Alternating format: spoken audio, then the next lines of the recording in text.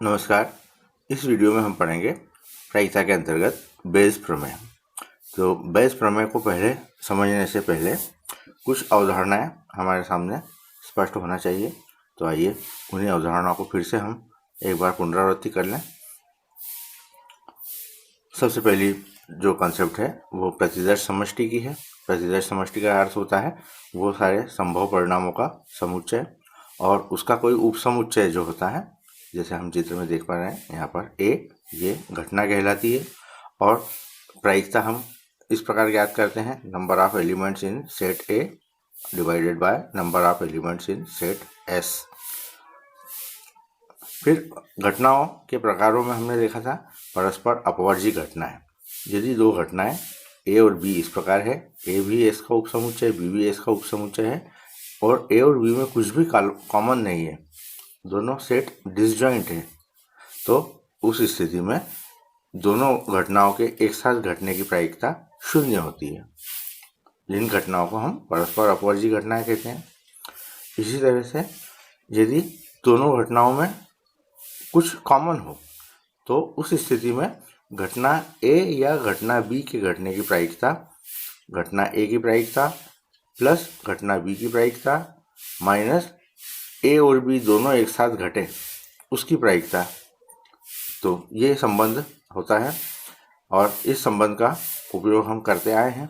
अब मान लीजिए कि घटना ए या घटना बी की घटने की प्रायिकता ज्ञात करना है, लेकिन घटनाएं ए और बी परस्पर अपवर्जी हो, तो उस स्थिति में पी ए इंटरसेक्शन बी 0 हो जाएगा, और हमारा जो सूत्र होगा वो अब इस रूप में होगा, P A union B is equal to P A plus B B, यदि दोनों घटनाएं परस्पर अपवर्जी हो, यानी ए इंटरसेक्शन बी रिक्त समुच्चय हो। तो इस सूत्र का उपयोग हम आगे अपने प्रमेय को सिद्ध करने में करेंगे। आइए अगली अवधारणा देखें, निशेषी घटनाएं। यहाँ पे आप चित्र में देख सकते हैं, S एक प्रतिदर्श समष्टि है और A1, A2, A3, A4 इसकी के उपसमुच्चय हैं। लेकिन इन उपसमुच्चयों को यदि हम सम्मिलन देखें A1, A2, A3, A4, तो ये S के बराबर है। तो इस स्थिति में ये घटनाएं निशेषी घटनाएं कहलाती है कि यदि सभी घटनाओं का सम्मिलन या यूनियन समुच्चय S या प्रतिदर्श समष्टि के बराबर हो। अब अगली कंसेप्ट है प्रतिदर्श समष्टि का विभाजन। आप चित्र में देख पा रहे हैं ये समुच्चय S है, प्रतिदर्श समष्टि है, और E1, E2, E3 इसके उपसमुच्चय हैं, लेकिन ये इस प्रकार से हैं कि इन सबका सम्मिलन S के बराबर है। ये जिनको हम घटनाएं कहते हैं, तो ये E1, E2, E3 इन सबका जो यूनियन है वो S के बराबर है। देख सकते हैं यहाँ पे चित्र में, इन सबको मिलाएंगे तो वो S के बराबर प्राप्त होगा। और कोई भी दो घटनाएं, यानी कोई भी EI और EJ कॉमन नहीं है, कुछ भी कॉमन नहीं है, यानी EI intersection EJ is equal to 5। अब I का मान कुछ भी हो सकता है, लेकिन I J के बराबर नहीं हो सकता। तो हम देख सकते हैं यदि I बराबर 1 रखें, J बराबर 2 रखें, तो E1 इंटरसेक्शन E2 वो रिक्त समुच्चय है। कोई भी दो EI में कोई भी एलिमेंट कॉमन नहीं है, और I और J जो मान ले सकते हैं वो ले सकते हैं 1, 2 से लेकर n तक। तो ये दो शर्तें यदि हो, यानी ये शर्त है निशेषी घटना की और ये वाली शर्त है परस्पर अपवर्जी घटना की। तो यदि घटनाएं परस्पर निशेषी और अपवर्जी हों, तो हम देख रहे हैं कि वो समुच्चय S का पार्टीशन कर रहे हैं। ये सारी घटनाएं समुच्चय S का पार्टीशन कर रही है, तो या विभाजन कर रही है। तो इस अवधारणा का भी उपयोग हम आगे प्रश्नों में या प्रमेय को सिद्ध करने में करेंगे। ये भी हम पढ़ चुके हैं प्रतिबंधी प्रायिकता। प्रतिबंधी प्रायिकता यानी घटना A और B है, लेकिन यदि घटना B घट चुकी है, तो उस स्थिति में घटना B को छोड़ करके शेष घटना घटने का प्रश्न ही नहीं उठता। तो उस स्थिति में जो ये हमारा समुच्चय प्रतिदर्श समष्टि S थी, वो S बदल करके अब B के रूप में परिवर्तित हो जाएगा। देख सकते हैं कि S ने अपना रूप बदल करके B कर लिया। इसी तरह से A समुच्चय में केवल यही संभव है घटना का रूप, और जिसको हम ए इंटरसेक्शन बी से व्यक्त करते हैं। तो ये ए इंटरसेक्शन बी में जो ए बचा वही अब हमारे कंसिडरेशन में रहेगा, हमारे विचाराधीन रहेगा। तो इस स्थिति में घटना ए के घटने की प्रायिकता, जब घटना बी घट चुकी है, उसको हम व्यक्त करेंगे पी ए स्लैश बी से, और इसका मान होगा P A intersection B upon P B. या इसको यदि हम इस रूप में लिखें, पी ए इंटरसेक्शन बी बराबर P B dot P A slash B, तो इसको कहा जाता है प्रायिकता का गुणन प्रमेय। और इस गुणन प्रमेय का भी उपयोग हम हमारे बेस प्रमेय में और प्रश्नों में सिद्ध करने में करेंगे। तो ये समीकरण 2 के रूप में इसका हम उपयोग करेंगे। अब हम आते हैं संपूर्ण प्रायिकता प्रमेय पर। संपूर्ण प्रायिकता प्रमेय आप देख सकते हैं चित्र में, S एक प्रतिदर्श समष्टि है और E1, E2, E3, E4, En ये घटनाएं हैं। लेकिन ये घटनाएं इस प्रकार से हैं कि ये परस्पर अपवर्जी और निःशेषी घटनाएं। इसका मतलब क्या हुआ कि E1, E2, E3, E4 इन सब का यूनियन तो S के बराबर होगा, लेकिन आपस में कोई भी दो घटनाएं में कॉमन कुछ भी नहीं है, यानी E1 intersection E2 is equal to रिक्त समुच्चय। अब हम जानते हैं कि ये A S का उप समुच्चय है, तो A is subset of S। तो उस स्थिति में A को हम लिख सकते हैं A इंटरसेक्शन S। यदि कोई किसी का उप समुच्चय हो तो उनका इंटरसेक्शन A के बराबर ही होगा, तो A इंटरसेक्शन S। अब S का मान हमने रख दिया E1 union E2 union En, क्योंकि ये परस्पर निःशेषी घटनाएं हैं, इसलिए S की जगह पर हम ये मान रख सकते हैं। अब अगली प्रॉपर्टी हमने समुच्चय की लगाई, इस इंटरसेक्शन को सबके साथ में डिस्ट्रीब्यूट किया। तो वितरण नियम से हम इस चीज़ को लिख सकते हैं A इंटरसेक्शन E1 फिर union A intersection E2, A intersection E1 union A intersection E2, इसी प्रकार से A इंटरसेक्शन En, और ये सब हमने यूनियन के रूप में लिखा। और यहाँ पर भी हम देख सकते हैं कि A इंटरसेक्शन E1 ये वाला हिस्सा, A इंटरसेक्शन E2 ये हिस्सा, तो ये आपस में भी ये डिसजॉइंट है, इनमें भी कोई एलिमेंट कॉमन नहीं है। यहाँ पर भी चित्र में भी देख सकते हैं कि ये भी अपने आप में समुच्चय A का विभाजन कर रहे हैं। तो ये A बराबर A union intersection E1 A intersection E2 union, तो इस तरह से ये भी विभाजन कर रहे हैं। अब हम पढ़ चुके हैं कि यदि ये समुच्चय आपस में डिसजॉइंट हों तो हम समीकरण 1 पढ़ चुके हैं। एक बार फिर से हम रिपीट कर लें। समीकरण 1 हमारी ये थी कि यदि A और B परस्पर अपवर्जी घटनाएं हों, यानी इस तरह की स्थिति हो, तो पी ए यूनियन बी बराबर P A plus P B. तो इसी का उपयोग हम आगे प्रश्न में कर रहे हैं कि यदि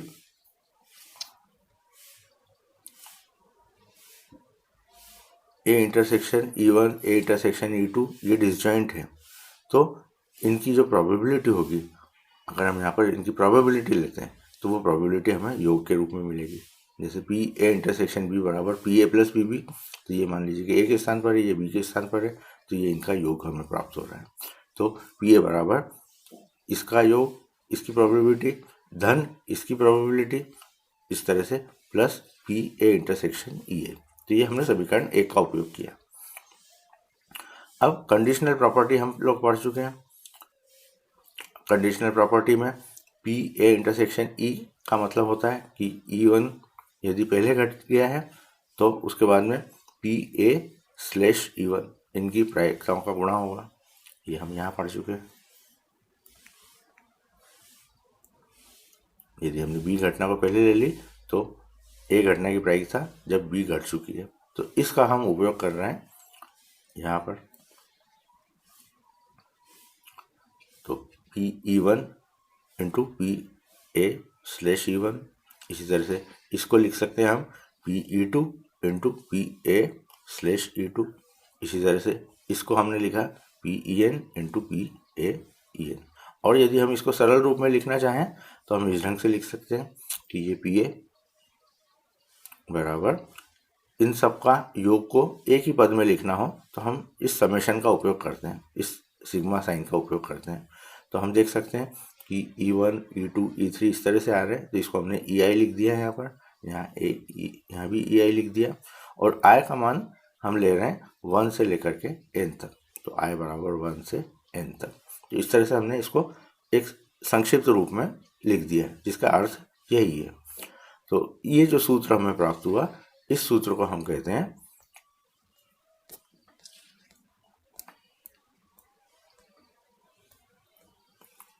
ये सूत्र हमारा कहलाता है संपूर्ण प्रायिकता प्रमेय। अब ये संपूर्ण प्रायिकता प्रमेय के आधार पर अब हम बेज प्रमेय को सिद्ध कर पाएंगे। तो आइए देखें बेज प्रमेय।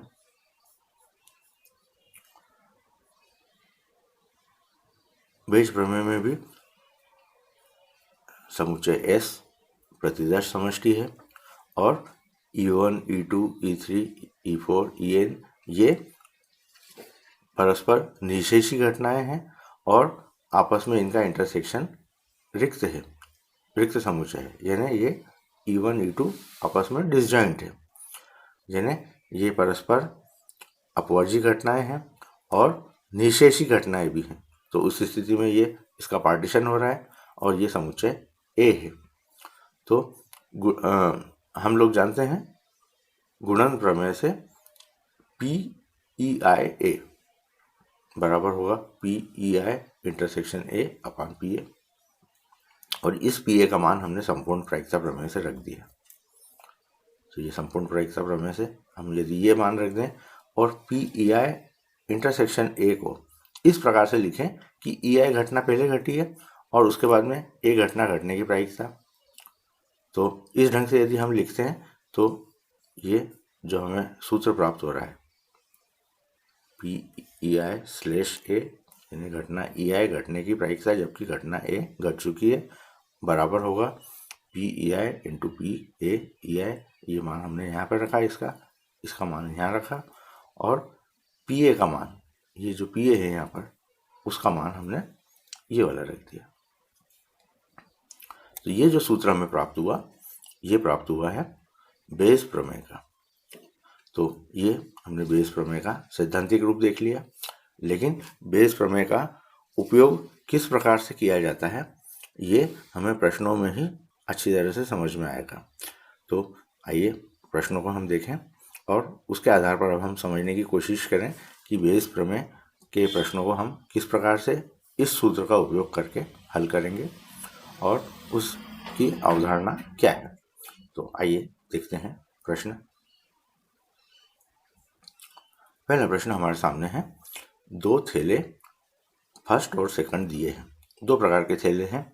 थैले एक में 3 लाल और 4 काली गेंदें हैं, जबकि दूसरे थैले में 5 लाल और 6 काली गेंदें हैं। यदि किसी एक थैले में से यादृच्छया एक गेंद निकाली गई है जो कि लाल रंग की है, तो इस बात की प्रायिकता क्या है कि यह गेंद थैले 2 से निकाली गई है।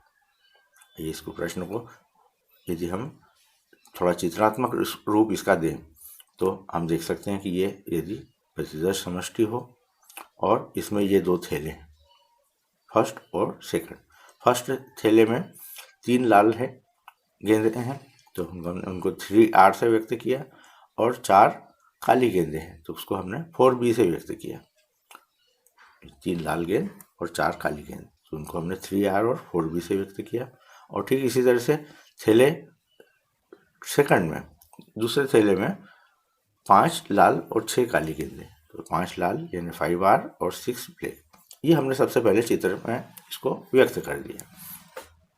अब चित्र से ही हमें स्पष्ट हो रहा है कि ये 2 थैले इस पूरे समुच्चय का विभाजन कर रहे हैं। ये हम विभाजन देख सकते हैं, और विभाजन की घटना को हम E1 और E2 से व्यक्त करते हैं। 2 विभाजन हो रहे हैं तो इसको मान लीजिए हमने E1 से व्यक्त कर दिया और इसको E2 से व्यक्त कर दिया। और घटना ए वो लाल रंग की गेंद निकालने की घटना है, तो इन घटनाओं को हमने लिख लिया कि E1 बराबर थैला 1 चुनने की घटना है, E2 थैला 2 चुनने की घटना है और ए लाल रंग की गेंद निकालने की घटना है। ये यदि हम तय कर लेते हैं तो हमारा काम काफ़ी आसान हो जाता है। सबसे पहले तो हमें ये तय करना है कि हम E1 E2 किसको चुनेंगे और ए क्या है। तो यहाँ पर हम स्पष्ट रूप से देख सकते हैं कि ये E1 और E2 दोनों मिलकर के एस बना रहे हैं, यानी E1 और E2 परस्पर निषेशी घटनाएं भी हैं और परस्पर अपवर्जी घटनाएं भी हैं। तो ये हमने तय कर लिया कि E1 E2 क्या है और ए क्या है। तो हम यहाँ पर प्रायिकता हमें ज्ञात करना है कि गेंद निकाली गई जो कि लाल रंग की, तो लाल रंग की गेंद निकालने की घटना को हम ए से व्यक्त कर रहे हैं। अब जो बेस थ्योरम की जो विशेषता है वो ये है, मान लीजिए कि प्रश्न ऐसा होता कि पहले थैले से लाल रंग की गेंद निकालने की प्रायिकता ज्ञात करना है। तो हम किस प्रकार से ज्ञात करते हैं, पहले थैले की प्रायिकता के गुणा में हम लाल रंग की प्रायिकता निकालने का गुणा कर देते हैं। लाल रंग की प्रायिकता होती 3/7 और पहले गेंद निकालने की प्रायिकता 1/2 है, तो 1/2 गुणे 3/7 जो ये संख्या आती ये होती पहले गेंद से लाल रंग की प्रायिकता निकालना, या दूसरे गेंद से निकालना होती तो दूसरे थैले से निकालना होती तो 1/2 गुणे 5/11। लेकिन अब यहाँ पर प्रश्न पूछा गया कि हमने लाल रंग की गेंद निकाली, तो इस बात की क्या प्रायिकता है कि ये दूसरे थैले से निकाली गई है।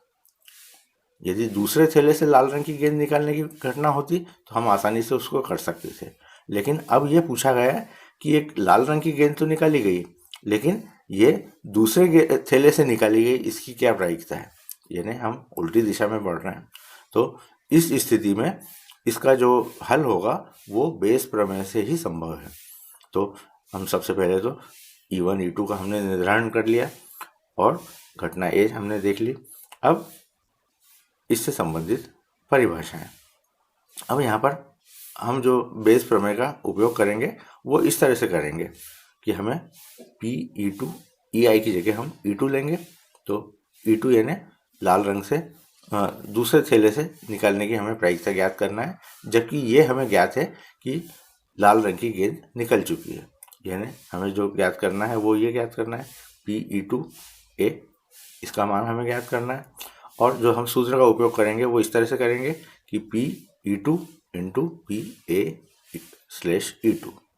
अपान, अब जितनी भी घटनाएं हैं E1 और E2, तो एक बार E1 के लिए लिखेंगे प्लस एक बार E2 के लिए लिखेंगे, तो ये हो जाएगा PE1 into PA/E1 plus PE2 into PA/E2। अगर 3 पार्टीशन होते तो हम 3 के लिए इसको सूत्र को आगे बढ़ा लेते, 4 होते तो 4 के लिए आगे बढ़ा लेते। अब चूंकि यहाँ पर केवल 2 के लिए ही है, 2 पार्टीशन है, तो ये सूत्र हमारा E1 और E2 के लिए ही उपयोग में लाया जाएगा।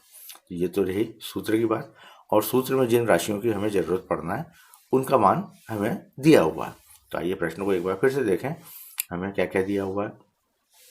2 थैले लेना है, तो हर थैले को लेने की प्रायिकता 1/2 है। कुल 2 थैले हैं तो PE1 का मान भी 1/2 होगा और PE2 का मान भी 1/2 होगा।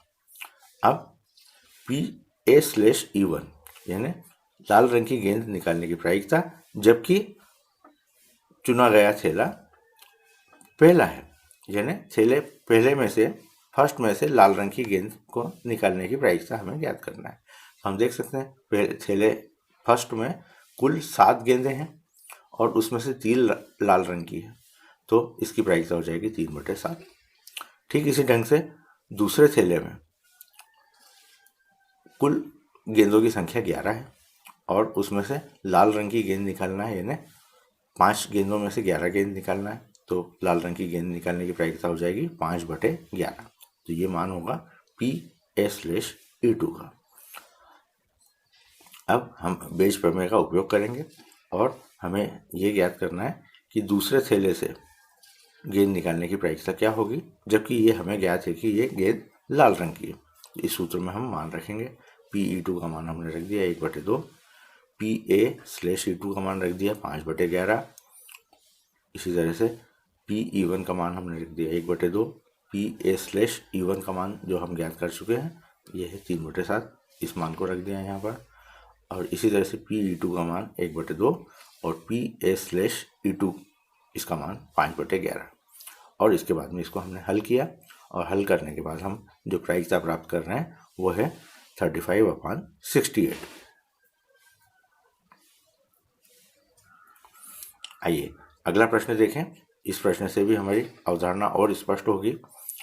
पहले तो हम प्रश्न को पढ़ें। एक बीमा कंपनी 2000 स्कूटर चालकों, 4000 कार चालकों और 6000 ट्रक चालकों का बीमा करती है। उनकी दुर्घटनाओं की प्रायिकता क्रमशः 0.01, 0.03 और 0.015 है। एक बीमा युक्त व्यक्ति दुर्घटनाग्रस्त हो जाता है तो उसके स्कूटर चालक होने की प्रायिकता क्या है? आइए, प्रश्न हमारे सामने स्पष्ट है कि इसका जो सैंपल स्पेस होगा वो इस तरह से होगा, जिसमें अवयव जो होंगे वो स्कूटर, कार और ट्रक होंगे। तो स्कूटर की संख्या 2000 है, कार की संख्या 4000 है और ट्रक की संख्या 6000 है। और इन घटनाओं को यदि हम E1, E2, E3 से व्यक्त करें तो 3 पार्टीशन हो रहे हैं। और E1 का मतलब होगा कि चुना गया व्यक्ति स्कूटर चालक है। E2 का मतलब होगा चुना गया व्यक्ति कार चालक है। और E3 का अर्थ होगा चुना गया व्यक्ति ट्रक चालक है। और घटना A वो होगी बीमा युक्त व्यक्ति का दुर्घटनाग्रस्त होना। तो ये हमने तय कर लिया E1, E2, E3 और A। उसके बाद का प्रश्न आसान है। तो बीमा युक्त व्यक्ति की दुर्घटना होना यानी कुल जो सैंपल स्पेस है प्रतिदर्श समष्टि है, उसमें अवयवों की संख्या होगी इन सबका योग, यानी 2000 धन 4000 धन 6000 धन 12000। और 12000 में से घटना E1 घटने की प्रायिकता यानी उसमें से स्कूटर चालक होने की घटना होगी 2000/12000 यानी 1/6। इसी तरह से कार चालक की प्रायिकता PE2 4000/12000 यानी 2/6। और ट्रक चालक की प्रायिकता होगी 6000/12000 यानी 3/6। अब इसी तरह से दुर्घटनाग्रस्त उनकी दुर्घटनाओं की प्रायिकता 0.01 यानी PA/E1। ए है दुर्घटना होने की प्रायिकता, लेकिन दुर्घटना कब? जब वो व्यक्ति स्कूटर चालक हो यानी E1 से संबंधित हो। तो PA/E1 इसका मान हमें दिया हुआ है 0.01, ये दिया हुआ है। इसी तरह से कार चालक की प्रायिकता भी दी हुई है यानी दुर्घटनाग्रस्त होने की प्रायिकता, जबकि वो कार चालक है A/E2 इसका मान दिया हुआ है। और दुर्घटना होने की प्रायिकता जबकि वो ट्रक चालक है, तो ट्रक चालक होने की घटना E3 है, तो इसका मान भी हमें दिया हुआ है 0.15। अब ये मान हमें दिए हुए हैं और हमें ज्ञात करना है कि दुर्घटना ये इसकी क्या प्रायिकता है कि दुर्घटनाग्रस्त चालक स्कूटर चालक है। यानी दुर्घटना तो हो गई, लेकिन अब हमें ये देखना है कि वो स्कूटर चालक है, इसकी क्या प्रायिकता है। यानी इसका मतलब ये हुआ कि घटना A घट चुकी है, लेकिन हमें E1 घटना की प्रायिकता ज्ञात करना है। तो जो सूत्र हम लगाएंगे वो PE1 × PA/E1 अपान 3 पार्टीशन है, तो E1, E2, E3 के लिए लिखना है। तो PE1 × PA/E1, PE2 × PA/E2 और P3 × PA/E3। अब इनके मान रख दिए। PE1 के मान हम निकाल चुके हैं 1/6, PE2 का मान 2/6 और PE3 का मान 3/6। और इन मानों को इस सूत्र में हमने रखा और रखने के बाद में इसको सरल किया, और सरल करने के बाद जो हमारा अभिष्ट उत्तर प्राप्त होगा वो होगा 1/52। आइए अगली अवधारणा को और समझने की कोशिश करें। प्रश्न अब हमारे पास में इस रूप में है।